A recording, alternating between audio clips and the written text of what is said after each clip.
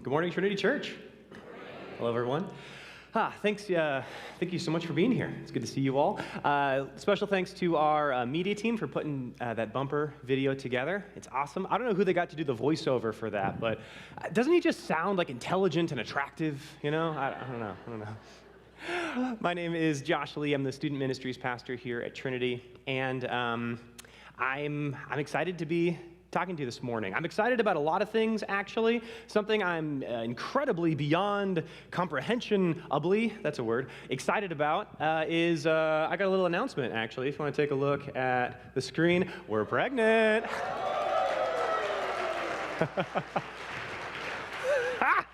Oh, I'm so jazzed.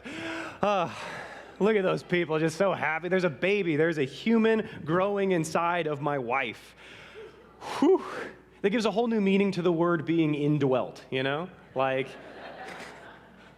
wow, that's so fun. On Monday, tomorrow, we're going to find out if it's a boy or a girl, too. Man, people keep asking us, like, what do you think? What do you feel like it'll be? It's like, I'm thinking it's either going to be a girl or a boy, for sure. It switches day to day. You think of, oh, man, like a boy, a son. Then you think of, oh, my daughter, like, that's me saying those words. Other people say those words, but I don't say those words. I say dad and mom. I don't say my child, you know? Still wrapping my head around it, but I'm real excited. Something that my wife and I have been noticing a lot is that people, they love sharing their pregnancy stories, their birthing stories. Some of them more intense than others. But it's been sweet. Whenever we're kind of going through a life experience, people, they want to share their experience as well. I find that, and maybe you found it in your life too, that one of the ways we like sharing our stories and our experiences is whenever the topic of, like, how did you get a scar or something in your life shows up, people are like, oh, yeah, check out my scar, or like, oh, yeah, like, look at this, you know, like, let me tell you the story. I was wondering if we could actually do that for just a second today. I was wondering if you could think about maybe a scar you've gotten somehow, and if you could condense it down into, like, 3 words, right? So, like for me, would be a Roman candle fight would be one, and then it was ill-advised, and then like rock climbing slide would be another one. Anybody got like a 3-word scar story for us? Anybody? Yeah? I saw some hands. Yeah? You got a hand right here?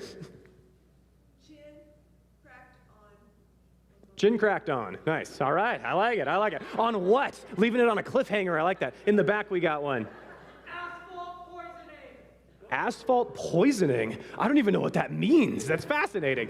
3 words? Barbed wire fence. Ooh, I don't want to see that one. That sounds good. Last one in the back. Pear tree branch. Oh, those pear trees, they always get you, you know?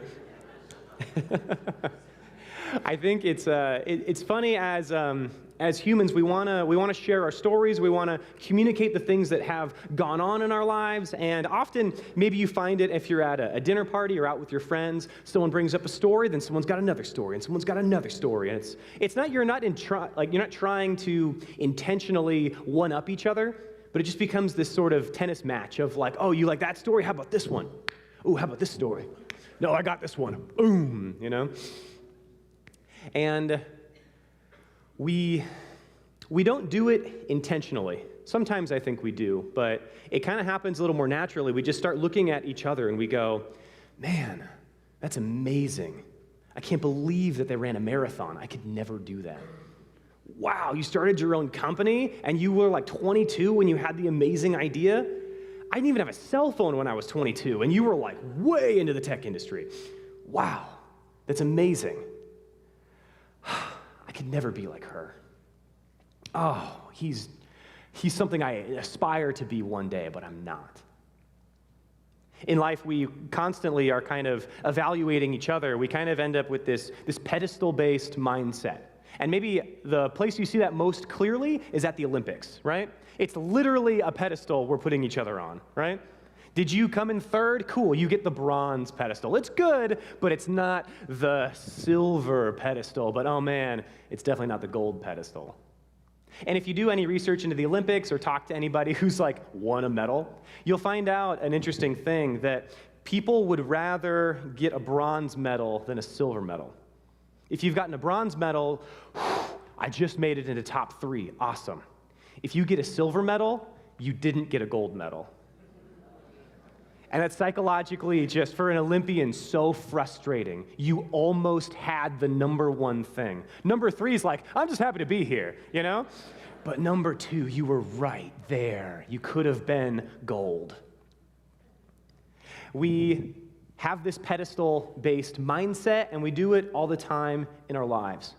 We live a life that is based on heroes, based on people we look up to, based on influencers that influence us, right? It's in the name. We are surrounded by people that we're supposed to attribute greatness to.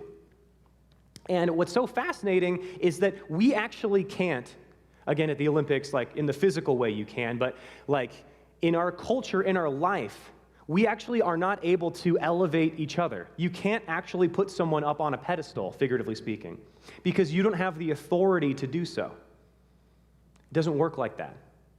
You're not omnipotent, omnipresent, right? You don't have the authority. In order for you to lift somebody up, what you have to do is lower yourself down. I didn't win a gold medal. I didn't start a company at 22 and have this amazing idea. I don't have the home that my family and friends do. You know what? My marriage isn't like their marriage. Their kids are so well behaved, and mine are monsters. I am not as confident as she is. I can't tell a story like he can. I can't win friends and influence people. I'm all the way down here. They're all the way up there. Look at the height, the pedestal that they're up on. You can't raise them up. All you can do is lower yourself down. And we don't realize that we do it. It happens automatically. It's the culture that we live in. Don't believe me? What was your GPA in high school? What were your, I like that sigh of, oh. What were your friends' GPAs, right? You knew who the best person was because they were the valedictorian. They were the captain of the team. They were the star of the show. Maybe that was you. Awesome. Maybe it wasn't. And we carry that stuff, right? We still remember the names of the people in our high school that were the valedictorian or the captain of the team. I haven't talked to those people in decades, yet I know exactly who they are. We live in a pedestal-based world. So the question today and what we'll be looking at in 2 Corinthians is, what do we do in the face of that pedestal-based world? How do we exist with the knowledge of Christ in our lives in this pedestal-based world? How do we counteract it? How do we live the way that Christ lived? What do we do? We'll be in 2 Corinthians 11 today. And I'm excited to be going through this chapter, answering this question for us, because it's something that we desperately need. And I really like this chapter of 2 Corinthians because it is very different from the others. Paul, who wrote this letter to the Corinthians, by the way, the third letter he wrote to the Corinthians, even though it's called 2 Corinthians, there's the first letter he wrote, there's the painful letter that we don't have, that one's been lost, and we have the third letter, which we call 2 Corinthians. But so he's writing this letter to the Corinthians, and in this chapter, he starts it out in such an interesting way, which is so, I don't know, I'm excited to look at it with you all. If you were here last week, you heard from Pastor Doug talking about chapter 10 and bringing up the ideas where Paul begins talking about comparison in our lives.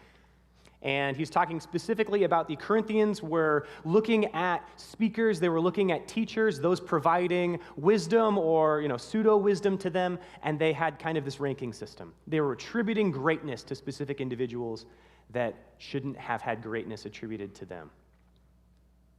So, let's jump in. Paul starts things off, chapter 11, verse 1. I hope you will put up with me in a little foolishness. Yes, please put up with me. What? Paul's going to tell a joke? I hope you'll put up with me in a little foolishness. Paul, you're not like the foolish guy, okay? If you're the Corinthians, you're like, Paul showed up, he began the church, and then we got 1 Corinthians. That letter had a lot of knowledge, but like, man, he's really convicting us, right? The painful letter showed up. Oh my gosh, Paul, you called out all of our stuff and laid it bare before us. We don't know what was in there, but he relates to it. He talks about this letter, and he begins 2 Corinthians with reconciliation, saying, yeah, I know that hurt, but here we go. We can get back in the zone. A couple weeks ago, Paul begins this topic on generosity, what giving, being gracious looks like, and now we're into comparison, right? All right, everybody, it's showtime. Here's Paul doing some stand-up. The Corinthians are like, Paul, this doesn't match really with you. Please put up with me. Paul, are you going to make fun of us or something? I don't know where you're going with this. He immediately comes in. I'm jealous for you with a godly jealousy. I promised you to one husband, to Christ, so that I might present you as a pure virgin to him. But I am afraid that just as Eve was deceived by the serpent's cunning, your minds may somehow be led astray from your sincere and pure devotion to Christ. I am jealous for you with a godly jealousy. Okay, guys, he's probably not going to make fun of us or anything. I don't know what this foolishness is, but I don't understand. I don't want you to be deceived like early humanity was deceived way at the beginning. Okay, cool. Paul's for us, everybody. He calls their devotion to Christ pure and sincere, and they go, yeah, okay, Paul. I don't know where you're going with this, but I feel pretty good right now. All right, Paul, tell us what you have. Verse 4, for if someone comes to you and preaches a Jesus other than the Jesus that we preached, oh man, that's never happened. Or if you receive a spirit different from the Spirit, capital S, the Holy Spirit you received, okay, cool, Or a different gospel from the one that you accepted, nah, definitely not. You put up with it easily enough. Oh. Wait, Paul, hang on, you don't understand, okay? You're talking about a different Jesus, a different spirit, a different gospel. Listen, Paul, we like you and everything, and you're great. You got a lot of wisdom, I guess, but these people who've been coming by and speaking to us, they're amazing, Paul. You have no idea. They stand up and they just command the room.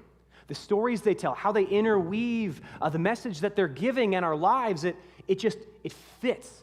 It makes sense. Paul, I've understood so much more than when you show up and speak. Paul, they're just kind of better than you.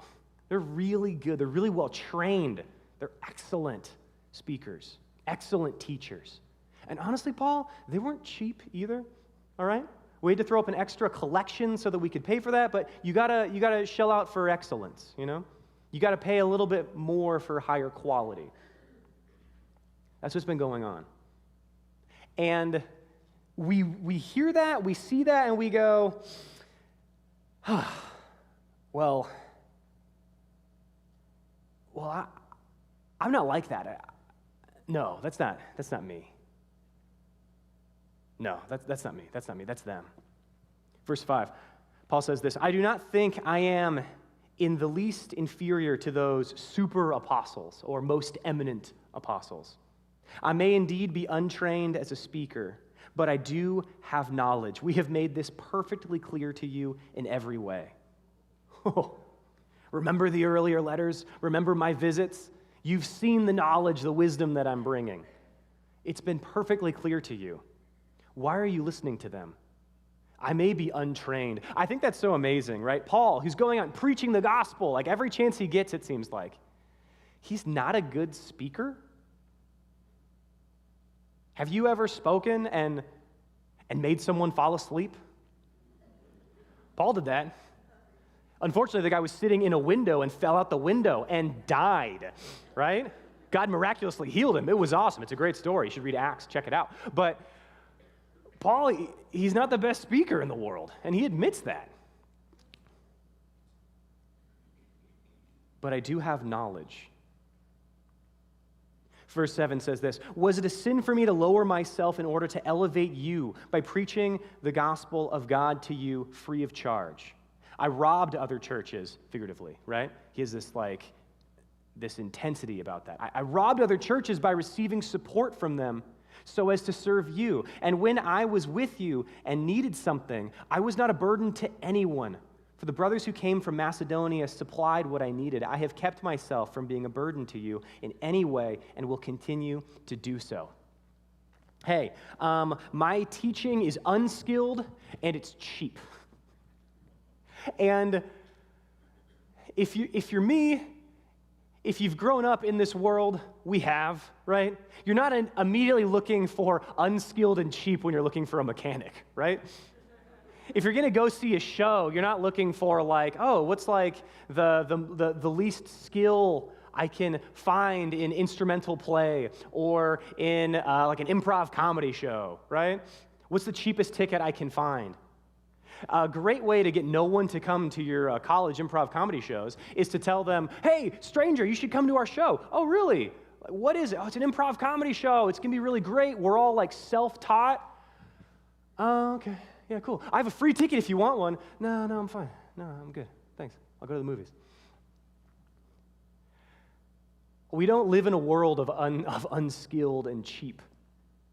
And you might think, Josh, I've grown up in that world, but, I don't judge a book by its cover anymore, which is a lie. When you look at a book, you immediately judge it by its cover, right? That's why they have covers. Otherwise, it would just be stacks of paper, But you might think, Josh, I've been working through a lot of that, right?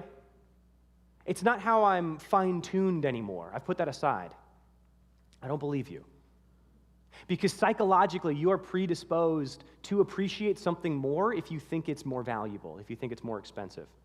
You see this in psychological study again and again. And very popularly, maybe you've seen it on TV, those commercials where you've got all of these people in a fine dining restaurant, right? It's white tablecloth. All the waiters have bow tie and cummerbund or crumberbund. It's crumberbund, right? I know there's a tension there, but they would sweep crumbs into it like it's a crumberbund. That's the thing. I don't know if I just blew your mind right now. But so the waiters are all looking nice, and they're enjoying this amazing gourmet pasta meal, right? And after 10 seconds of the commercial, suddenly we see people walking in from the local pizza joint, right? They've got their hat on and their shirt, and they're carrying food, and they're like, no, all of the food was catered from the pizza place around the corner. And everyone at the table, they're all shocked. What? I had no idea. And the whole point is the pizza joint is basically saying, we're essentially gourmet food, right? And you think, I would never be taken in by that. Absolutely you would. A plate of pasta that's $80 a plate, you're going to go, this is going to be great. I'm going to really enjoy this. And psychologically, you do. Then later you find out, oh no, it actually costs $5. And you're like, you feel diminished because you're like, I thought I had this astute palate, You're psychologically predisposed. You've grown up, you've been infused by a world that tells you to value high skill, high education, that means high quality. To value expense, it means it's going to be good. Paul jumps in on that immediately, saying, yeah, I'm unskilled, but I've got the good stuff. Yeah, it was cheap. That was a gift to you. That doesn't diminish the things I had to say because it didn't cost you any money. Paul's telling us, your world, it's upside down. You're viewing things incorrectly. You're not looking for the depth, the wisdom in what's taking place. You're taken aback by the presentation. Does that say that we shouldn't present things in a good way? I'm wearing a microphone for a reason, people. There is an element to being able to hear, being able to connect. Something that I hear worship leaders say all the time is that their goal is to try to remove distraction from you so that you can worship God. I love that. Is it about the music? Is it about the sound? No, the point is so that you can worship God more purely. And we use music to help accompany that, to remove distraction. I love that.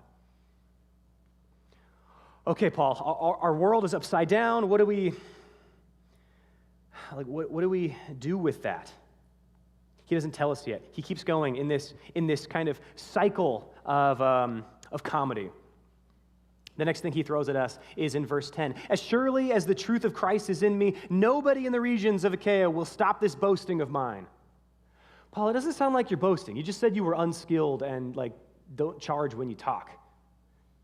I don't see the irony yet, Paul. I don't understand. Verse 11, why? Because I do not love you? God knows I do. Again, we see that repeat again, right? Paul, you're going to be ironic. Oh, Paul, I thought you loved us. Are you making fun of us? No, I love you. We see that a second time. He's reassuring them. I'm being ironic. I'm doing something in order to show you a path that you haven't considered.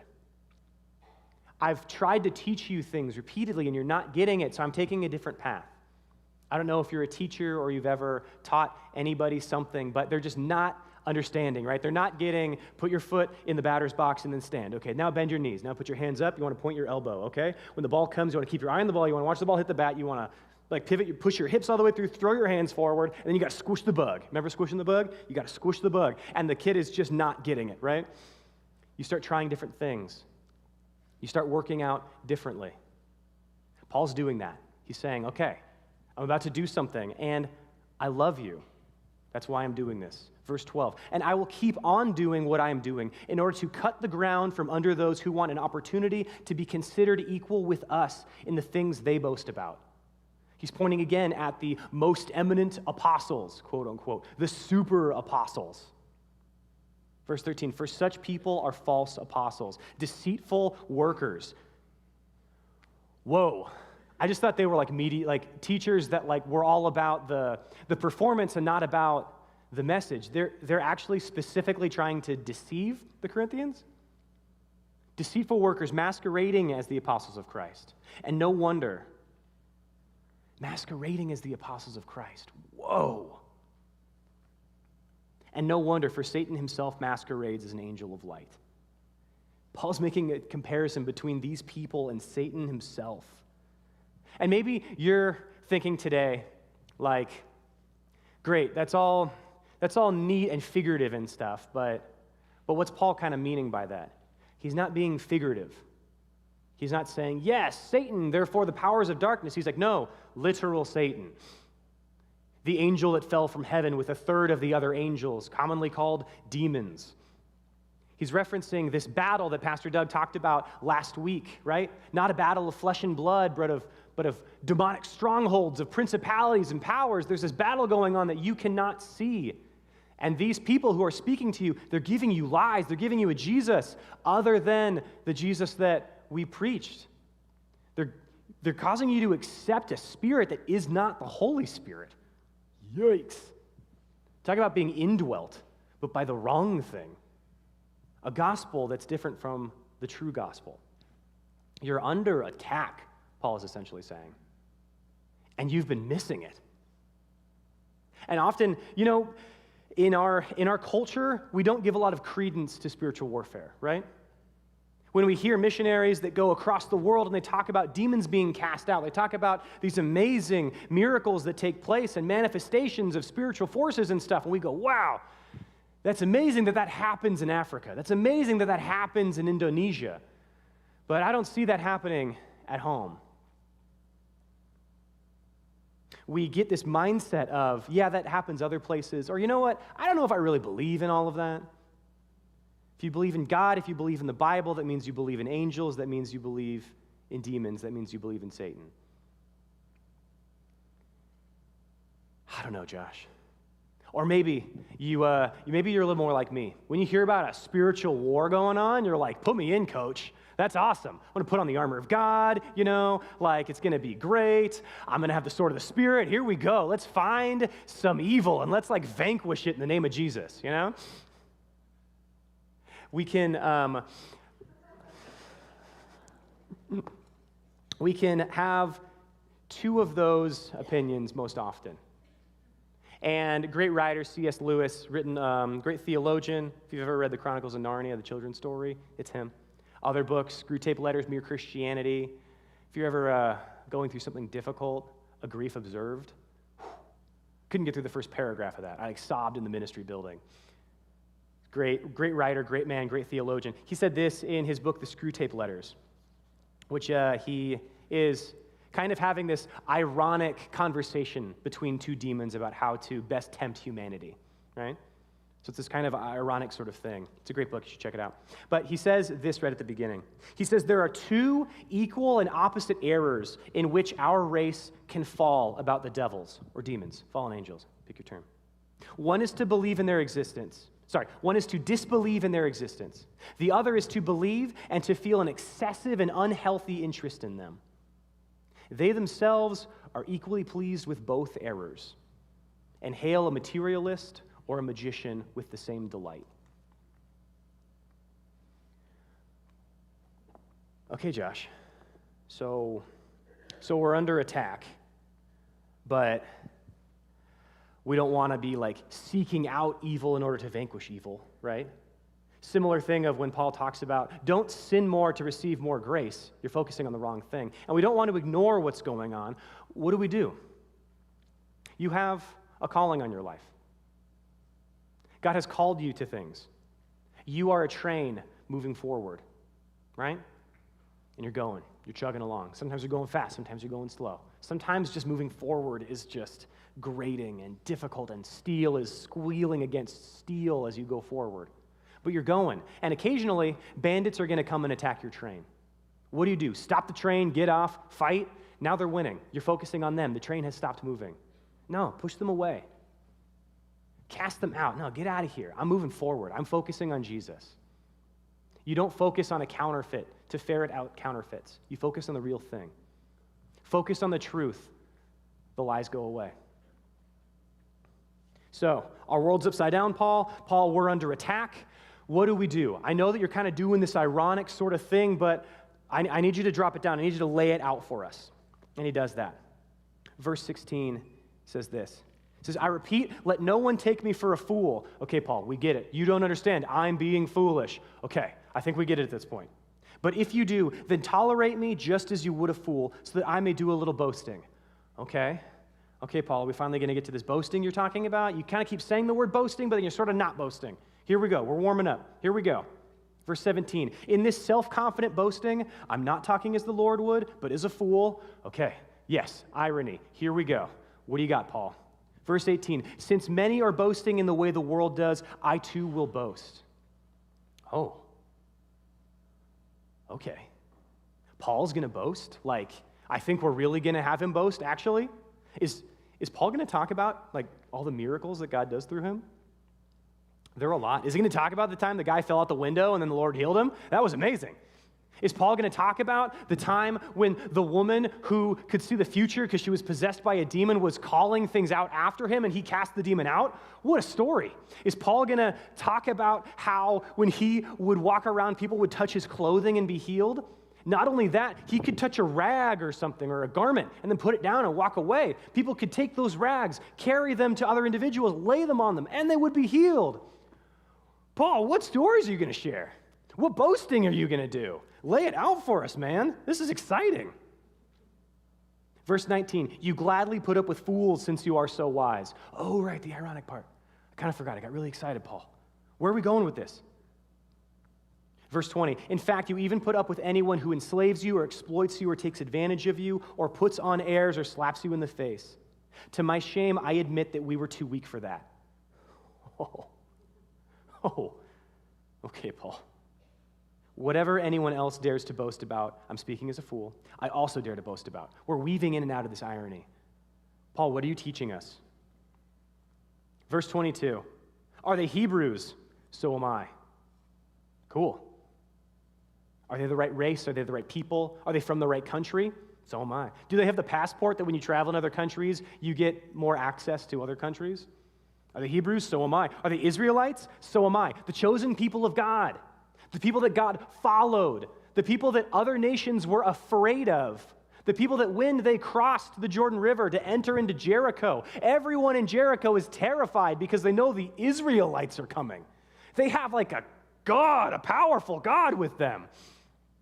So am I. Are they Abraham's descendants? So am I. Are they from the right family? Yeah. Am I from the right family? Yeah. Abraham's descendant.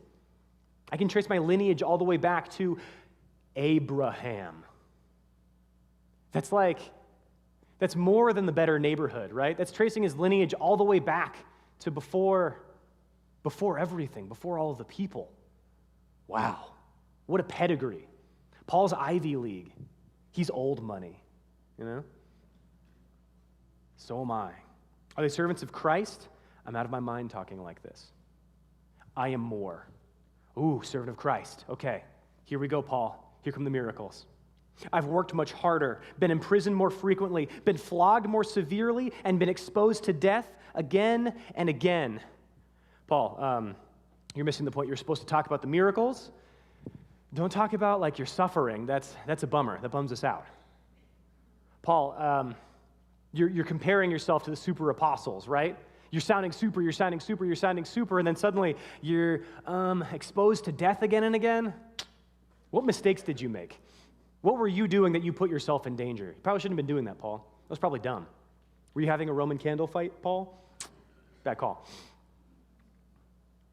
Paul talks about his suffering, and here's where the flip is. Here's where the irony that we've been building up to really crescendos. Paul says this, verse 24, 5 times I received from the Jews 40 lashes minus 1. 5 times.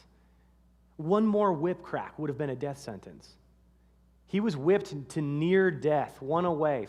5 times? What did his back look like?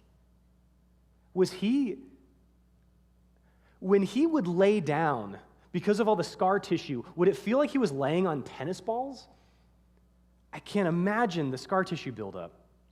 3 times I was beaten with rods. Those break bones when they hit you. Paul, could you stand up straight, or were you permanently hunched from all of the broken vertebra that took place? I was pelted with stones. That's a death sentence. People don't talk about the time they were at the electric chair or the gas chamber or lethal injection. I was pelted with stones. 3 times I was shipwrecked. 3? I spent a day and a night in the open sea. Not knowing if you're going to be rescued, just waiting. Are you afraid of sharks? Open water is a scary place. I have been constantly on the move. I've been in danger from rivers, in danger from bandits, in danger from my fellow Jews, in danger from Gentiles, in danger in the city, in the country, at sea, in danger from false believers. I have labored and toiled and gone without sleep. I've known hunger and thirst. I've often gone without food. I've been cold and naked, besides everything else. And that's just the physical stuff. Now let's get into the emotional stuff. Besides everything else, I face daily the pressure of my concern for all the churches. The pressure of my concern, the stress, the anxiety. Who is weak and I do not feel weak? Who is led into sin and I do not inwardly burn?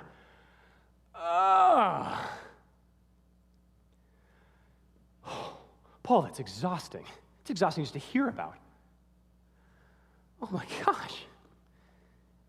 All of your physical pain, all of your emotional pain. Why are you sharing that with me, Paul? Why are you telling me about that? That's a huge bummer, Paul. I thought you were going to be funny. I thought you were being ironic to show me something. I thought you were going to be uplifting. Paul finishes with this in verse 30. He says, if I must boast, I will boast of my weakness. And we get it. If I must boast, I will boast of my weakness. Why? Next week, Pastor Steve Springstead, he's going to be talking about chapter 12, which is where we get a concrete answer to that question, because God's power is made perfect in my weakness. But we're going to be focusing on this concept right here of if I must boast, I will boast of my weakness. And why, Paul? Why do you boast of these things? Because, Paul, when I look at you, I see Paul. I see someone so sold out for Christ that he's enduring all of these crazy things. 39 lashes, 5 separate times, 3 times beaten with rods. I can't be like that. Pelted with stones, given like the death sentence. Jeez, Paul, shipwrecked 3 different times. I'm very afraid of water. I don't even go out on a boat, let alone be with sharks. Paul, I would have just lost my mind if that had taken place. in danger from your fellow Jews, in danger from the Gentiles, in danger from unbelievers. Not only are unbelievers seeking you out, but your friends are. The people that you're supposed to be trusting with, the Hebrews, the Israelites, the descendants of Abraham, in danger in the city, in the country, hungry, cold, naked, fully exposed. And that's just the physical stuff. What about the emotional stuff? Paul, I can't be like you. That's not fair for you to bring up all of that stuff because I'm not strong enough. Paul, you're all the way up there. I mean, sure, when you're boasting about your weakness, it stirs up things in my mind. Yes, I haven't received the 39 lashes 5 times, but maybe you're thinking, but like Dad was pretty heavy-handed with the belt, I guess I get that. Or maybe you're thinking, I mean, he didn't use rods. They didn't use rods, but when they came home late at night and you could tell they were in a rage, like they didn't need a rod. Maybe, Josh, I've never been shipwrecked like Paul was, but you know what? My life is a shipwreck. I'm alone in the open sea and there's no one around me. I'm fully exposed. I'm cold. I'm naked. I'm hungry. I have pain in my life, and it hurts. When the depression comes on me, I get completely immobilized. I go to Ford Park sometimes, and I sit on the park bench staring at the fishing pond, listening to the same song over and over and over and over and over and over again, and I can't get out of it. When the anxiety comes upon me, I can't breathe. I can't think. I can't scream. Paul, when you bring up all of these things, it makes me think of all of the ways that I struggle and have suffered, and oh, you're not really high and far away anymore.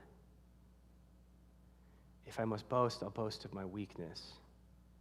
Because when you boast of your weakness, it shows others who are struggling similarly that there's no pedestal anymore. Paul, you didn't share about all of your miracles because I would have just kept going. I can't. You shared your suffering because, yeah, I hurt. I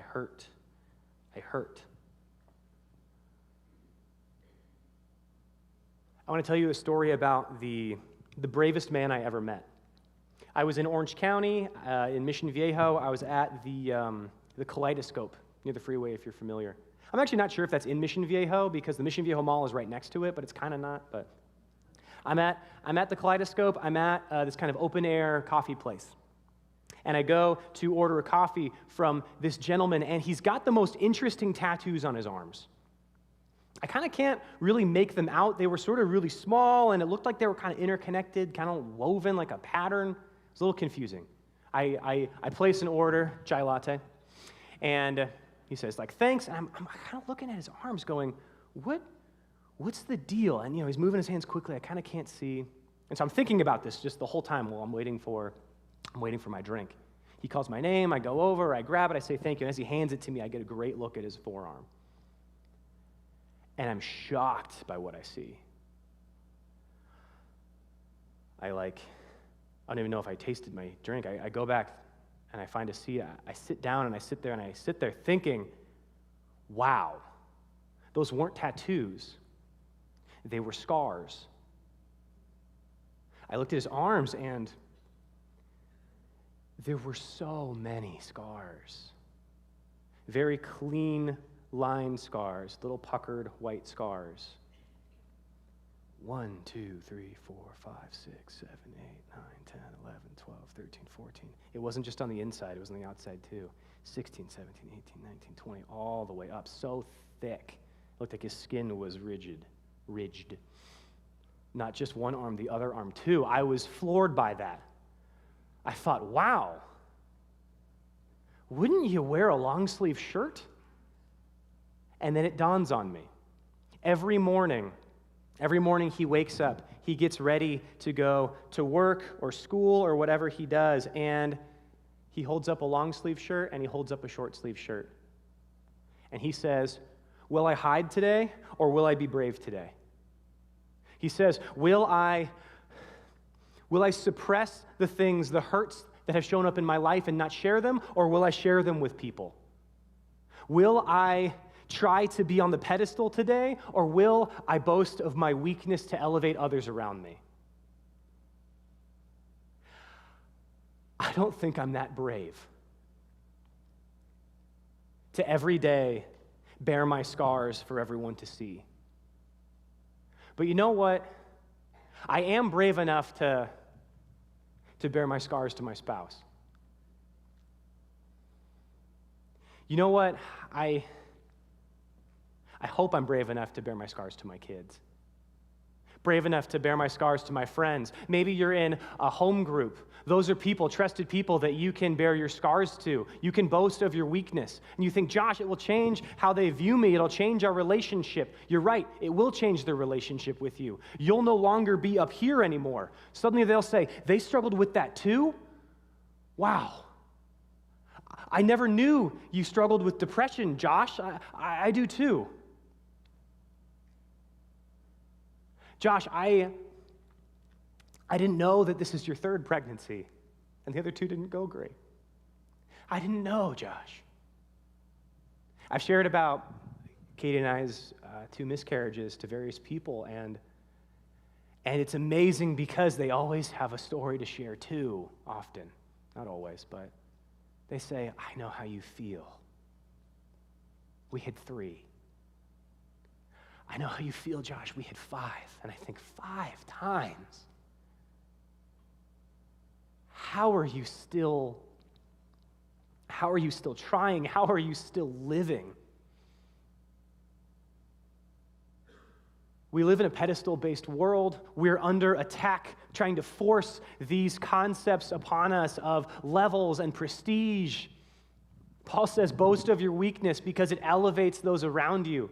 You have a calling on your life. You are a train moving forward. Christ says in Matthew 28, go, make disciples of all nations, baptizing them in the Father, the Son, and the Holy Spirit. And maybe like in Isaiah 6, you say, here I am, send me. God says, great, let's go. Roll up your sleeves. I hope you can roll up your sleeves today. After church, maybe you're going to go to lunch with your family or friends. Will you take a moment and say, anybody got a scar story? Will you share today? It doesn't have to be that difficult. It doesn't have to be a huge explanation. Maybe you can say, yeah, you know what, Josh? I often miss calls in the morning because I don't sleep with my cell phone next to me at night because having the internet so close to me is too much a temptation. Sometimes I miss calls and texts in the morning. Maybe you say to your home group, you know what, yeah, I woke up this morning and my wife and I, we were still fighting from the night before. All day long, I've been in this stressful place because we just reconciled before we got here. That's where we're at today. Josh, I felt sick this morning because sometimes when I'm with my friends and I start drinking, it's hard to stop and I overdid it. Josh, you know what? I just have this weight pushing down and I don't know what to do with it. It's simple.